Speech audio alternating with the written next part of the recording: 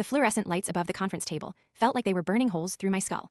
My hands trembled as I clicked to the next slide of my dissertation presentation, the words blurring together like alphabet soup. Dr.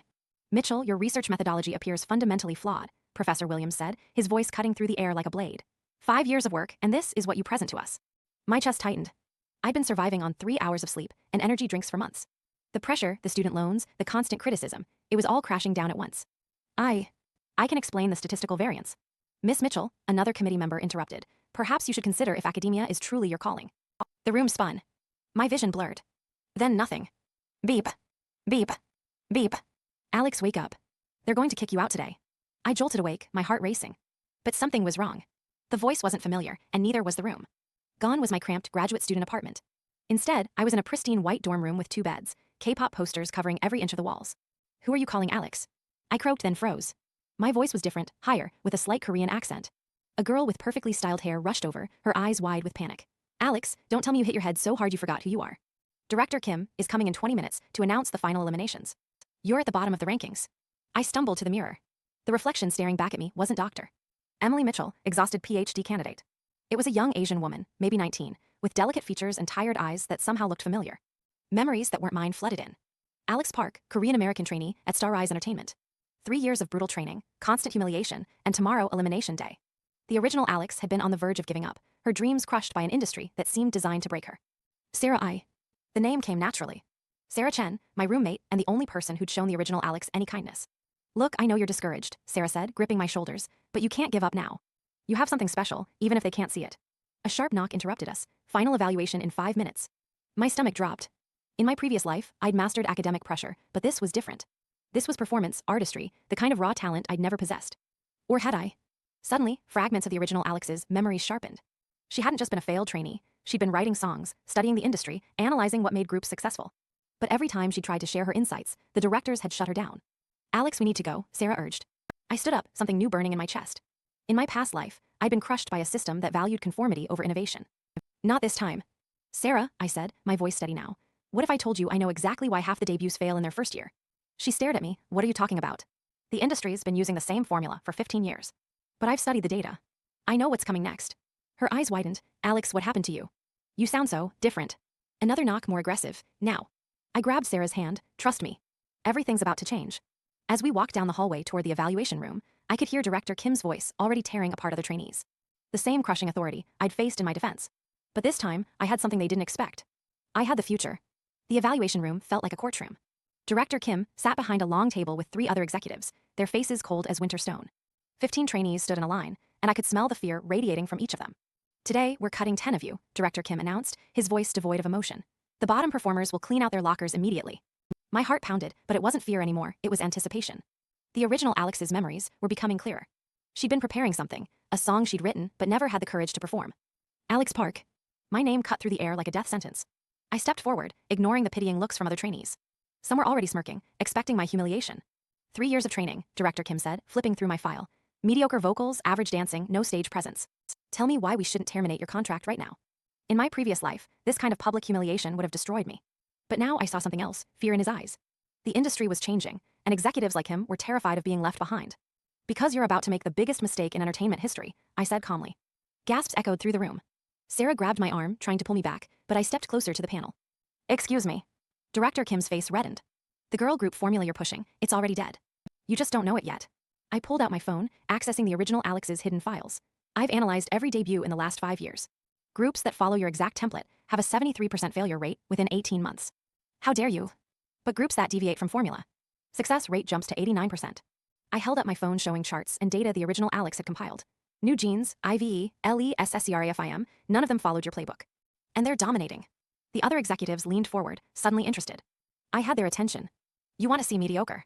I continued, my voice gaining strength. Keep making carbon copies. Or, I moved to the center of the room. Let me show you what 2024 actually sounds like. Without waiting for permission, I pulled up the backing track the original Alex had created. The beat dropped, a fusion of Y2K nostalgia and hyperpop that wouldn't become mainstream for another 6 months. I began to sing. It wasn't the typical K-pop sound they expected. My voice carried the pain of the original Alex, the determination of my academic background, and something entirely new. The lyrics in English and Korean spoke to a generation tired of perfection, craving authenticity. The room fell silent. When I finished, I could see the executives frantically making notes. But I wasn't done. This song will be #1 on the Global 200, I said confidently. The group that debuts it will revolutionize the industry. The question is, do you want that to be your group or your competitors? Director Kim's face had gone from red to pale. Where did you learn to write like that? I didn't learn. I evolved.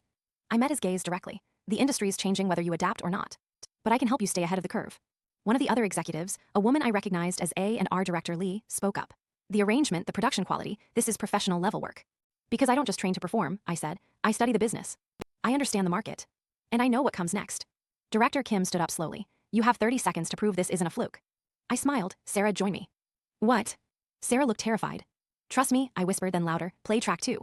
The music started, a completely different style, emotional and raw. I'd modified another of Alex's compositions, this one perfect for Sarah's vocal color. As she joined in, her voice blending perfectly with mine, I could see the executive's eyes widening. We weren't just singing, we were creating something they'd never seen before.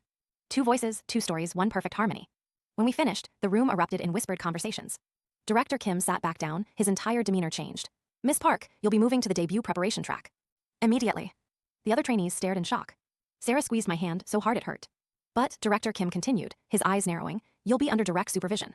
We need to see if this is genuine talent or just a lucky break. I nodded, but inside I was already planning 3 steps ahead. They thought they were testing me, but I was about to flip this entire company upside down. As we left the room, Sarah whispered, Alex, what happened to you? It's like you became a completely different person. I looked at her, remembering my death, my rebirth, and the second chance I'd been given. Maybe I did. 3 weeks later, I was living in a glass house. Every move I made was scrutinized. Every song I wrote was dissected by executives who didn't understand what they were hearing. But that was exactly what I wanted. Alex, they're setting you up to fail, Sarah whispered as we walked through the company hallways. Director Kim is bringing in Stella Wang. My blood ran cold. Even with Alex's memories, that name carried weight. Stella Wang, the trainee princess, daughter of a major entertainment executive, and the company's guaranteed next debut member.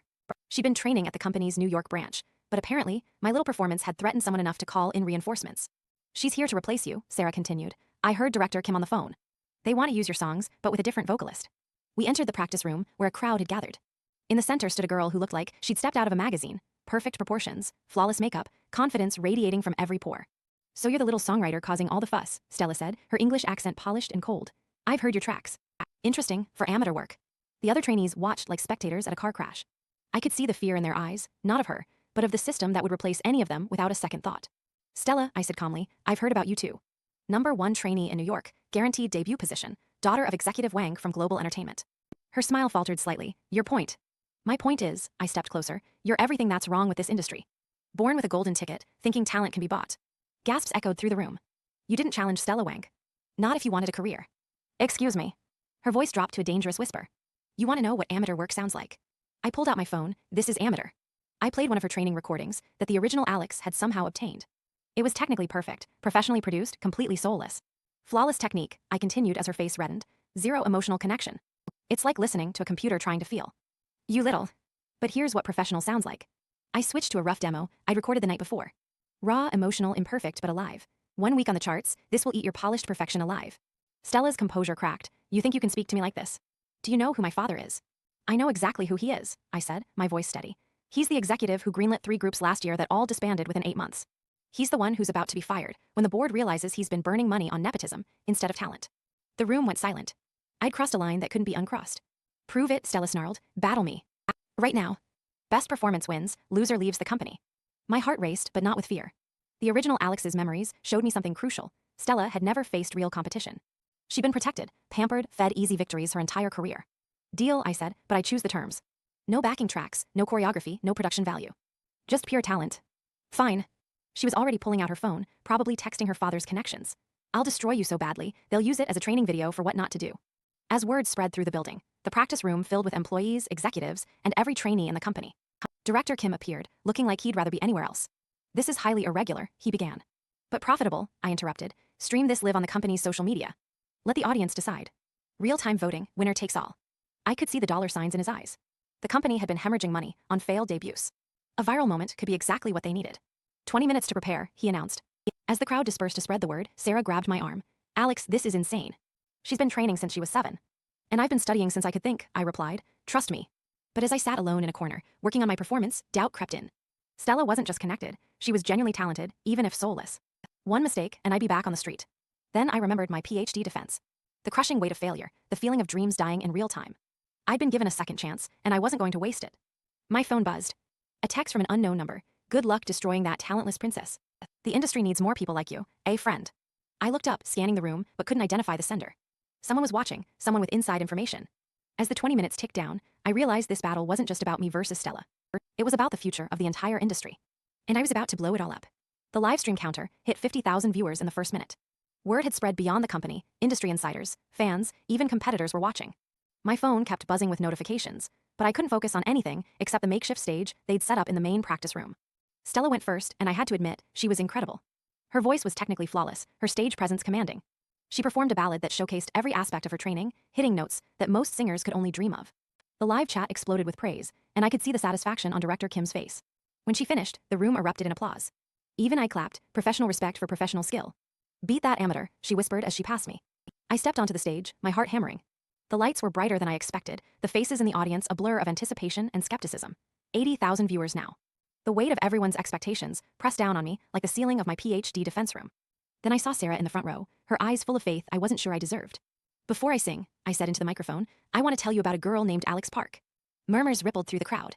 This wasn't what anyone expected. 3 years ago, she walked into this building with nothing but dreams and determination.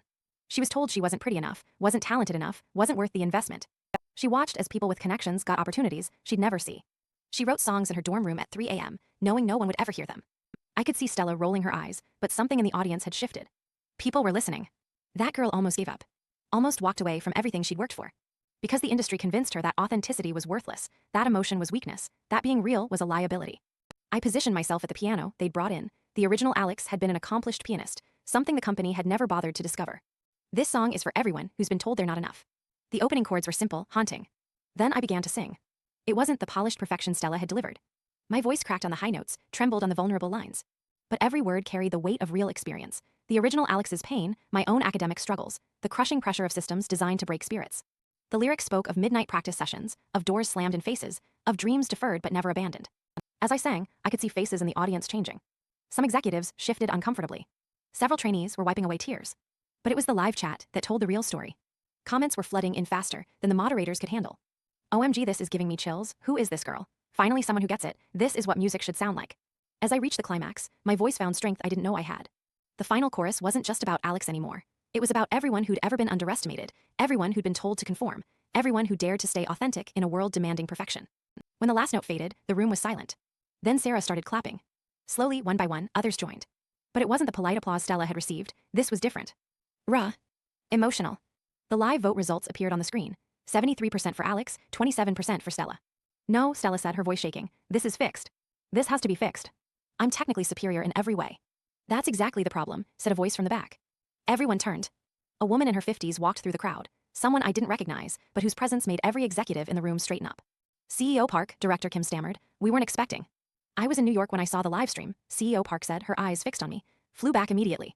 Miss Park, no relation, I assume. You've just proven something I've been trying to tell this company for months. She stepped onto the stage. Technical perfection without emotional connection is worthless. We've been producing robots when the market wants humans. Stella's face had gone white. My father will hear about this. Your father has already heard about this, CEO Park said calmly. He and I had a very interesting conversation on my flight back. His contract with Global Entertainment has been restructured. The implications hit the room like a tsunami. If Executive Wang was out of power, Stella's protection was gone. Miss Park, CEO Park continued, looking at me, I have a proposition. We're launching a new label, authenticity over perfection, emotion over technique. I want you to head artist development. My mind reeled, I'm just a trainee. You're a revolutionary, she said, and this industry needs a revolution. I looked at Sarah, whose jaw had dropped completely. Then at the other trainees, whose faces showed a mixture of hope and disbelief. Finally at Stella, who looked like her world was crumbling. On one condition, I said, I want to debut with Sarah. We're a team. CEO Park smiled, deal. But you start tomorrow. The industry won't wait for us to catch up.